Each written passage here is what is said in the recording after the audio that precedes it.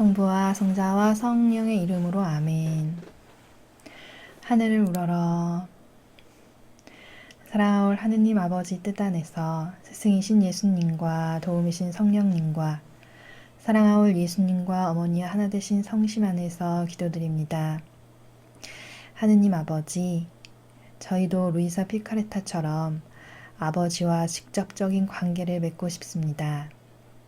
저희가 저희 안의 모든 인간적인 기준, 관습, 피상적인 종교 생활을 벗어나 아버지와의 진실한 관계를 맺을 수 있도록 저희를 인도하여 주시옵소서. 아멘.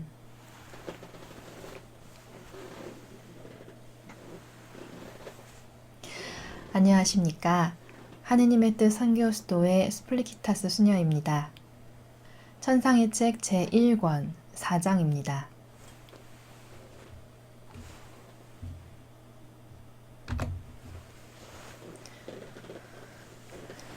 천상의 책 제1권 4장 9일 기도의 끝맺음.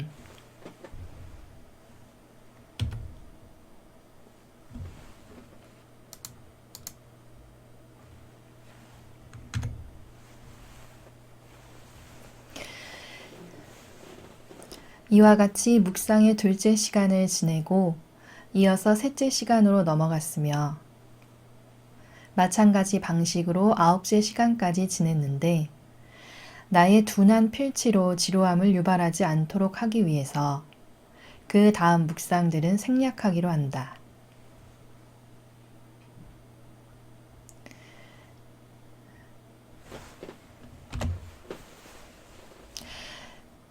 지금 우리는 이 루이사 피카레타의 성탄 준부의 9일 기도를 함께 공부하고 있는데요. 이제 첫째 날, 둘째 날에 이어서 오늘은 이제 이 9일 기도의 전체 시간을 아우르는 내용을 보게 되었습니다.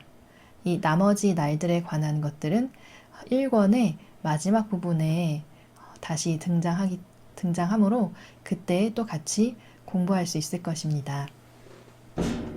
2번 단락을 보겠습니다.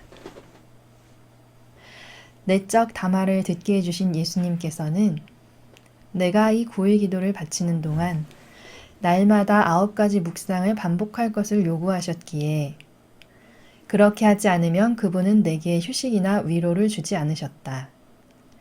나는 되도록 잘할 수 있는 방법을 찾았고 그래서 어떤 때는 무릎을 꿇고 어떤 때는 바닥에 엎드려서 묵상하였다. 자, 이번 단락에서는 우리가 예수님께서 이 9일 기도를 바치는 동안 날마다 9가지 묵상을 반복할 것을 요구하셨기에 이 부분을 주의해서 보아야 되겠습니다. 자, 왜냐하면 이 루이사 피카레타가 이제 추상 기도를 통해서 이제 직관적으로 예수님을 만나는 단계에 이르게 되는데 그 과정을 예수님께서 이렇게 직접 이러이러한 기도를 제시해 주셨다는 것입니다. 그럼 우리도 이 루이사 피카레타가 실천했던 이 방법을 참고 삼아서 우리가 이런 방법을 따라가면 우리도 예수님을 이렇게 직관적으로 만날 수 있겠구나 라고 참고할 수 있기 때문입니다. 그래서 이번 단락의 마지막 부분을 보시면 이 루이사 피카레타가 정성을 다해서 어떤 때는 무릎을 꿇고 어떤 때는 바닥에 엎드려서 묵상하였다. 이렇게 잘할 수 있는 방법을 찾기 위해 노력하는 모습들이 나옵니다. 우리도 충분히 이 루이사 피카레타의 이 방법을 참고해서 우리 기도 생활에 적용할 수 있겠죠.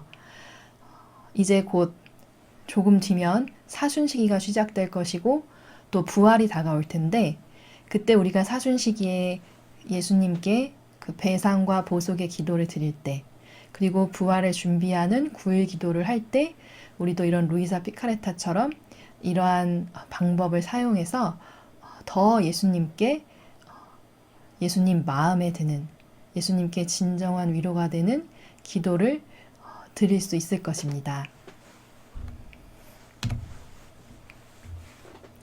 3번 단락입니다. 집안의 잡일들 때문에 중단되려 할 때면 일을 하면서도 묵상을 계속함으로써 내 좋으신 예수님을 항상 기쁘시게 해드리려고 힘썼다. 거룩한 9일 기도의 매일이 그렇게 지나가고 마침내 성탄 전날이 되었다. 그날 사랑하올 예수님께서는 내게 뜻밖의 특별한 상급을 주시고자 하셨다.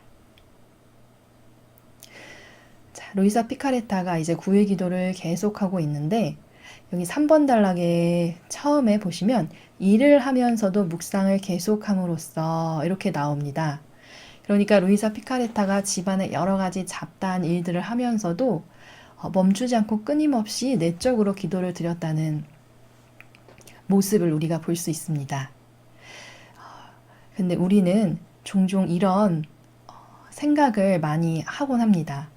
기도를 한다고 하면은 꼭 어떤 격식을 반드시 차리고 고요한 곳에서 예수님을 모시고 무릎을 꿇고 손을 모으고 이렇게 정식으로 어떤 그런 형식을 갖춰서 해야지만 하는 것이 기도라고 여기는 그런 무의식 중에 내재된 그러한 경향이 있는데 반드시 그렇게 어떤 특정 시간, 특정 어떤 형식을 갖춰서 해야지만 하는 것이 기도가 아니라 이렇게 루이사 피카레타가 일을 하면서도 끊임없이 예수님과의 그 관계 가운데 기도를 하려고 노력했다는 것.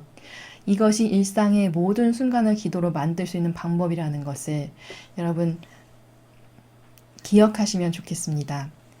꼭 어떤 특정 시간이나 형식을 따르는 것이 아니라 틈틈이 여러분이 집안일을 하시면서 그리고 다른 이렇게 일을 하시면서 그 가운데에서도 진실된 마음으로 아버지께 드리는 기도가 정말로 아버지 마음에 드는 기도라는 것, 그것을 염두에 두셨으면 좋겠습니다.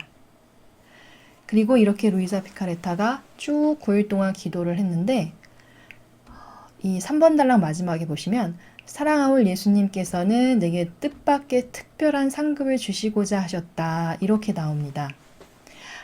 그러니까 우리는 여기서 예수님께서는 어떤 희생이나 사랑을 받으시면 꼭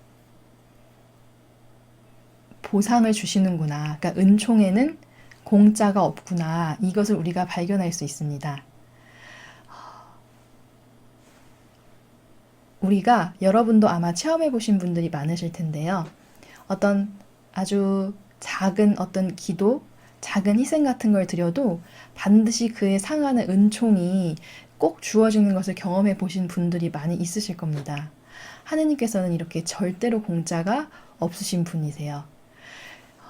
그래서 처음에 기도를 시작하시는 분들, 초심자이신 분들 같은 경우에는 이런 체험을 이제 거듭하시면 이게 이제 너무나 재밌고 또 그 은총이 기다려져서 이렇게 기도를 거듭하시게 될 수도 있는데, 물론 시작할 때는 그러한 것을 바라고 할 수도 있지만 이제 점점 더 나아가서는 꼭 어떤 은총을 바라고 기도를 드린다기보다는 이 루이사 피카레타가 항상 하느님을 기쁘시게 해드리고 노력한 그 마음으로 기도와 희생을 드리는 것으로 발전해 나가는 것이 더 바람직하겠습니다.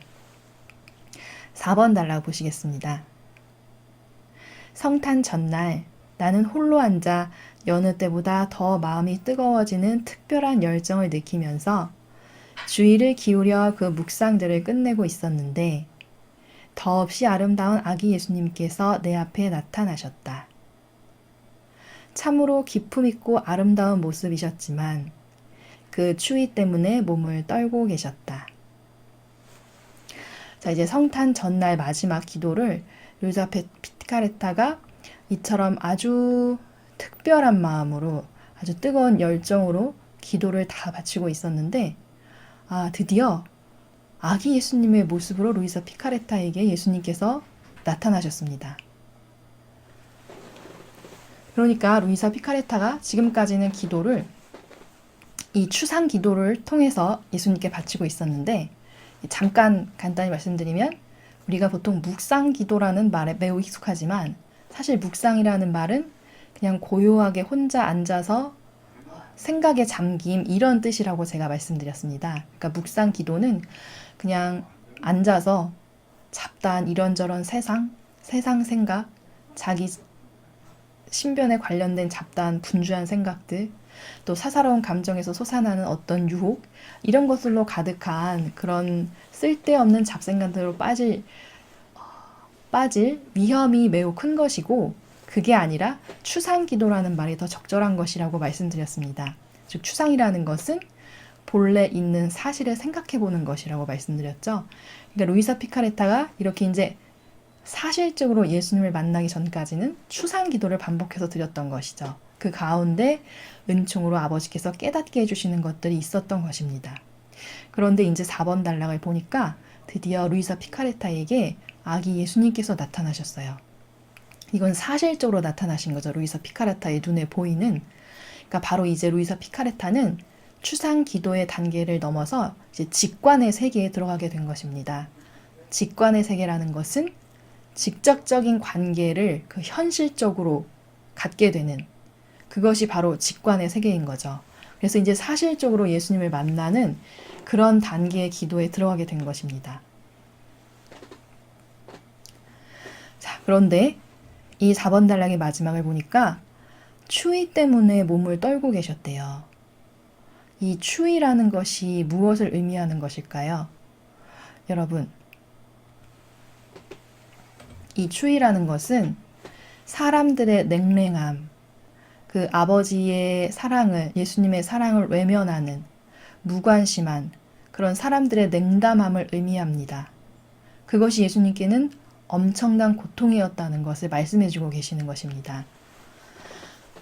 자, 이 천상의 책에서 우리가 공부하게 되는 것은 모두가 다 본질의 세계를 공부하는 것인데요. 이 아기 예수님께서는 성탄 때마다 항상 모든 영혼들에게 이 본질의 세계에서 오십니다.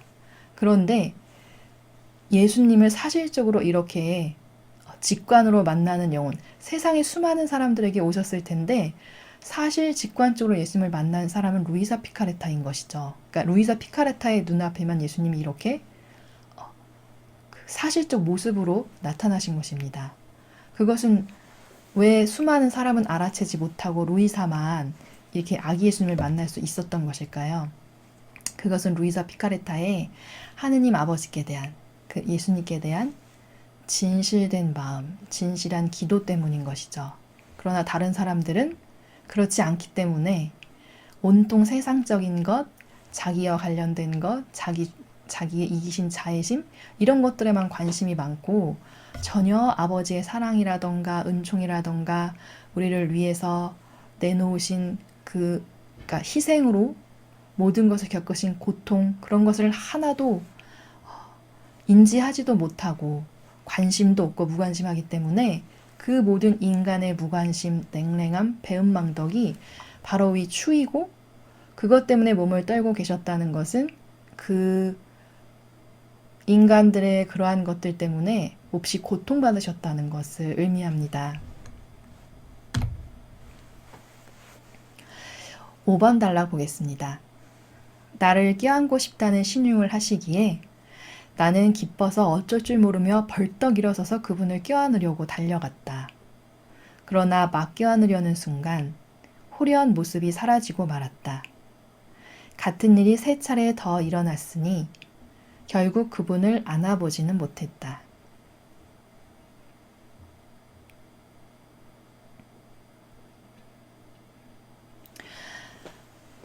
자, 이제 루이사 피카레타가 아기 예수님을 직관적으로 만나게 되었고, 그래서 너무 기뻐서 막 껴안으려고 달려갔는데 안아보지는 못했다라고 나옵니다. 왜 안아보지 못했을까요? 자, 우리는 루이사 피카레타는 이 지상에 살아가는 인간입니다. 이 지상에 살아가는 인간은 다 무엇을 갖고 태어나죠? 원죄를 갖고 태어납니다. 그러니까 이 지상에 살아가는 영혼들 중에 죄가 없는 사람은 하나도 없다는 의미입니다. 그러나 예수님은 흠없고 티 없는 신 자체이신 분이시죠. 그러니까 선 자체이신 분이시기 때문에 이 악으로 가득 찬 죄인인 우리와 선 자체이신 하느님과는 직접적으로 이렇게 직접적인 접촉을 할 수는 없다는 것을 우리가 발견할 수가 있습니다. 성경에서도 이사야 예언자가 이제 아버지께서 어떤 말씀을 아버지를 만났을 때 이사야 예언자가 땅에 황급히 엎드리면서 아, 이제 나는 큰일 났구나. 죄인인 내가 아버지를 배웠으니 나는 이제 죽은 목숨이다. 이렇게 말하는 장면이 있습니다. 그랬더니 천사가 그 이사야 예언자의 입에 인도를 대면서 자, 내 입이 이제 깨끗해졌으니 말해도 좋다. 이런 장면이 등장하죠. 그러니까 이렇게 죄인인 우리와 선 자체이신 하느님과의 그 차이를 우리가 여기서 발견할 수 있는 것이고, 그러나 이제 루이사 피카레타가 이제 천상의 책 후반부로 갈수록 더 예수님의 그 은총과 가르침으로 점점 더 이 인간적인 것을 벗어나서 점점 성화되어 갈수록 예수님과 입맞춤을 나누기도 하고 또 예수님과 포옹을 하기도 하고 이런 장면이 나옵니다. 그러니까 여기서는 아직 시작의 단계이기 때문에 루이사 피카레타가 예수님을 앉지는 못했다는 그러한 장면을 발견할 수가 있습니다. 6번을 보겠습니다. 이 일로 나는 몹시 감동을 받았고 뜨거운 불길에 휩싸인 듯 감미로운 사랑의 열광 속으로 빠져들었다. 자, 비록 예수님을 안아보는 그 경험까지는 해보지는 못했지만 그 직관적으로 예수님을 만나고 그것으로 인해서 몹시 감동과 정말 불길에 휩싸인 듯한 사랑의 열광 속으로 빠져들었다고 고백하고 있습니다. 자, 여러분, 이것은 죄인인 우리가 완전한 선 자체이신 하느님을 만났을 때, 그 본질의 세계를 마주쳤을 때는 누구나 다 이렇게 엄청난 그 아버지의 선과 아름다움에 압도되어서 감동을 받고 영혼이 치유되고 변화되는 느낌을 체험할 수밖에 없습니다. 성경에 이 마테오복음에 보면 마테오복음뿐만이 아니라 성경에 그 예수님께서 많은 기적을 행하셔서 병자들이 치유되는 장면이 많이 등장합니다. 그런데 이 마테오복음에 보시면 한 나병 환자가 예수님께 하고자 하시면 저를 낫게 하실 수 있습니다 하고 간절하게 그 청원드리는 장면이 나오는데 예수님께서 그 환자를 치유해 주시면서 가서 사지에게 내 몸을 보이고 누구에게도 절대로 이 일을 말하지 말아라 라고 당부를 하십니다. 그런데 그 나병 환자가 어떤 반향을 보이죠? 그 나병 환자가 동네방네 너무 기뻐가지고 기쁜 나머지 온 동네방네 소문을 내는 그러한 반향을 보입니다. 그 나병 환자는 왜 그랬을까요?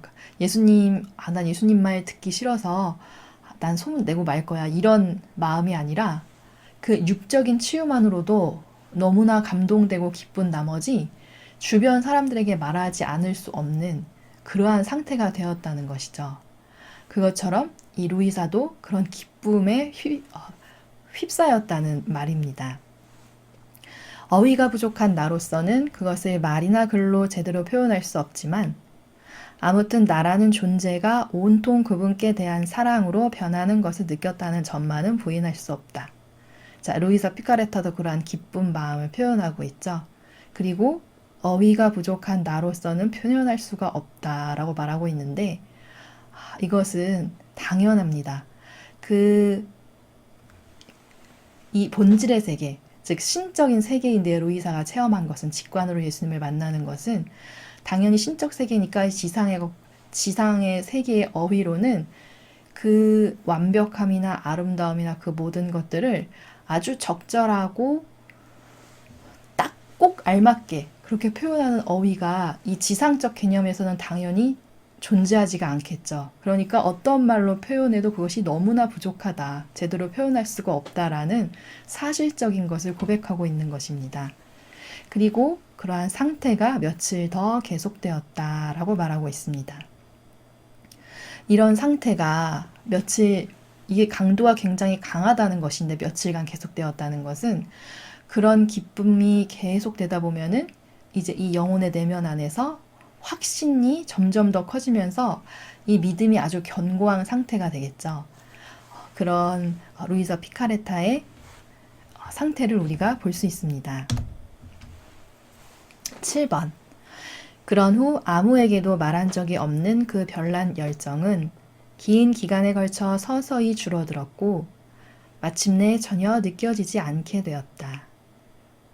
자, 성경에 보시면 그 구약의 모세가 그 만남의 장막에서 하느님을 만나고 나오면은 그 하느님의 그 은총으로 얼굴이 환하게 빛나고 하얗게 변해서 나와가지고 사람들이 그것을 볼까봐 이렇게 얼굴을 가리고 다녔다는 장면이 나옵니다. 그리고 서서히 그 빛이 엷어지면 이제 그때 가렸던 얼굴을 가렸던 수건을 떼었다는 것이 나오는데 바로 그러한 상태를 말하고 있습니다. 8번 단락입니다. 그러나 내 마음 안에서 들려오는 내적 음성은 그때부터 결코 나를 떠난 적이 없었다. 그래도 나는 줄곧 잘못에 떨어지곤 했지만 내 일상적인 결점 때문에 제대로 잘 해내지 못한 일이 있을 때마다 이 음성은 나를 나무라시며 바로잡아 주셨고 무슨 일이든지 언제나 잘할 수 있는 방법을 가르쳐 주셨다. 그럼에도 또 잘못에 떨어지면 나를 격려해 주시면서 앞으로는 더 조심하겠다는 약속을 하게 하셨다. 자, 8번 단락의 첫째 줄에 그 내적 음성이 결코 나를 떠난 적이 없었다라고 말하고 있습니다. 아버지께서 한 번 주신 것은 한 번 열리면 그것은 닫히지 않는구나. 아버지는 함부로 무엇을 주셨던 것을 되돌리거나 걷어가시는 분이 아니시구나. 한결같고 변함없으신 분이시라는 것. 그리고 한 번 내 안에 그 아버지와의 그 교감의 채널이 열리면 그때부터는 더 쉽게 아버지를 만날 수 있구나 라는 것을 우리가 발견할 수 있습니다. 그리고 그 이후에 이 루이사 피카레타의 이 고백은 이제 8번과 9번 단락은 예수님께서 루이사 피카레타를 만나 주실 수 있었던 가장 결정적인 요소, 즉 진실성. 이 루이사 피카레타와 이 예수님과의 정말 진실한 관계, 그것을 엿볼 수 있는 단락입니다. 마치 8번 단락을 보시면 아버지께서 딸을 대하는 듯이 그러한 다정함으로, 그리고 또 루이사도 그것에 더 아주 열정적이고 진실한 마음으로 그렇게 반향을 보이는 모습을 우리가 발견할 수 있습니다. 그러면 우리는 여기서 또 이것을 발견할 수가 있죠. 아버지와의 관계에서 이 진실성이라는 것이 없으면 절대로 이 교감을 나누는 이 직관의 세계에는 갈 수가 없겠구나. 말씀이 내 안에서 자라나지 않겠구나. 라는 것을 발견할 수 있습니다. 그리고 이 진정성을 키우는 가장 기본적인 노력은 무엇에서부터 시작을 해야 하는가? 바로 내 영혼의 일상의 모든 순간에서 하느님께서 나와 늘 함께 계시다. 늘 아버지를 인지하는 이 기본적인 인식 체계가 항상 내 일상생활의 기본 베이스가 되어야 한다는 것입니다. 그리고 이것을 얼마나 심도 있게 내가 이것을 실천하며 살아가는가. 이것이 바로 아버지와 나의 관계가 어느 정도의 그 깊이를 가지고 있는가를 발견할 수 있는 척도가 될 수 있겠죠. 9번 단락을 보겠습니다. 요컨대 주님께서는 그때부터 덕행의 바른 길에서 벗어나기 십상인 자식에게 하시듯이 언제나 인자하신 아버지로 처신하셨고 지금도 여전히 그러하시다.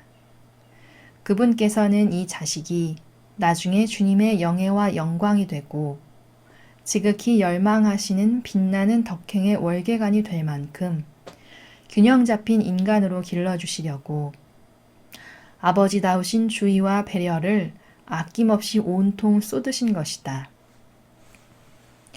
9번 단락에서는 또 하느님께서 얼마나 이 루이사 피카레타를 진실하게 정말 아버지가 딸을 대하듯이 그런 진실한 관계에서 또한 루이사 피카레타의 영혼을 대하고 계시는지를 우리가 발견할 수 있습니다. 이 중반 부분에 이 아버지께서는 이렇게 나중에 영예와 영광이 되고 덕행의 월계관이 될 만큼 균형 잡힌 인간으로 길러주시려고 아버지다우신 주의와 배려를 아낌없이 온통 쏟으셨다라고 나옵니다. 자, 이것은 곧 이렇게 내가 너가 이런 영혼이 되게 해주려고 하는 것이다 라는 의미인데요. 이것은 즉 아버지께서 먼저 루이사에게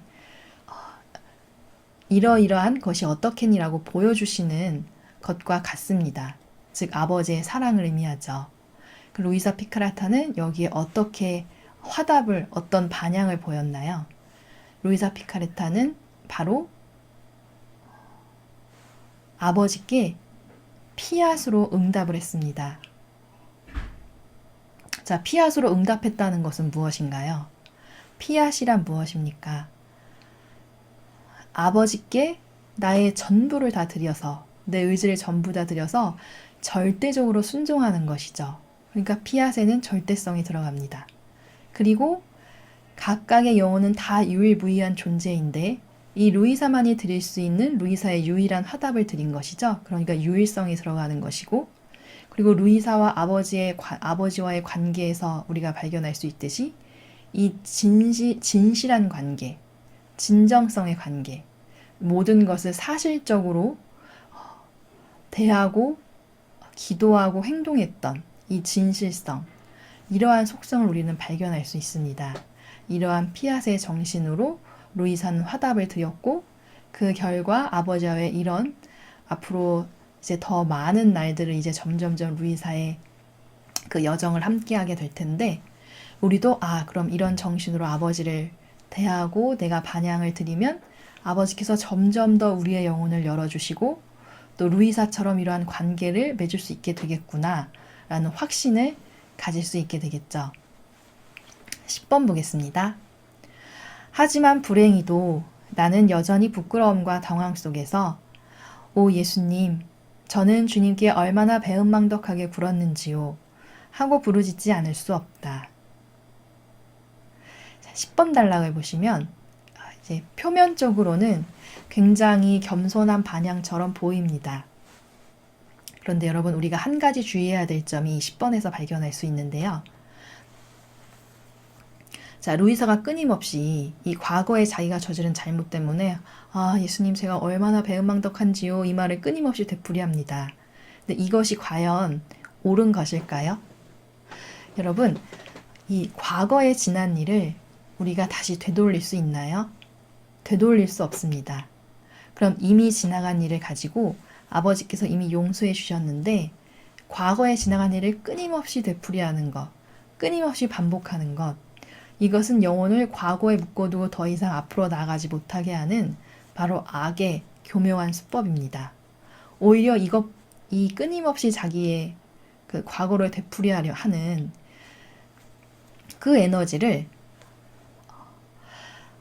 앞으로 다시는 이런 같은 잘못을 되풀이하지 않겠다라고 하는 굳은 결심과 그리고 끊임없이 이 잘못을 피하려고 하는 그리고 아버지께 더 잘해드리려고 하는 그러한 에너지로 다 전환을 하는 것이 더 옳은 방향이겠죠.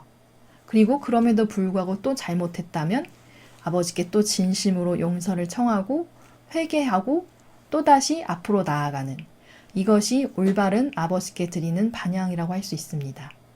그래서 우리가 아까 봤던 8번 단락에서도 끊임없이 아버지께서 잘못을 할 때면 그것을 나무라시고 바라잡아 주시고 또 다음에는 격려를 해주시면서 더 잘하겠다고 하는 다짐을 하게 하셨다라고 8번 단락에 나오죠.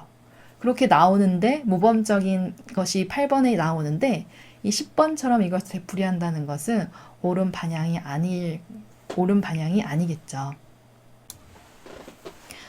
오늘 우리는 이 루이사 피카레타의 이 반향을 통해서 아버지를 이렇게 사실적으로 만나는 이 직관의 관계를 갖기 위해서 가장 중요한 것이 바로 진실성이라는 것을 배웠습니다. 이것이 여러분에게도 제2의 루이사 피카레타가 되겠다는 그러한 영적인 갈망과 목표가 되셔서 그것에 도전하시기를 제가 권고드리며 지금까지는 너무나 피상적인 종교 생활, 그러한 관습에 젖어 있었다면 이제부터는 그것을 다 치워버리고 새로운 정신과 새로운 각오로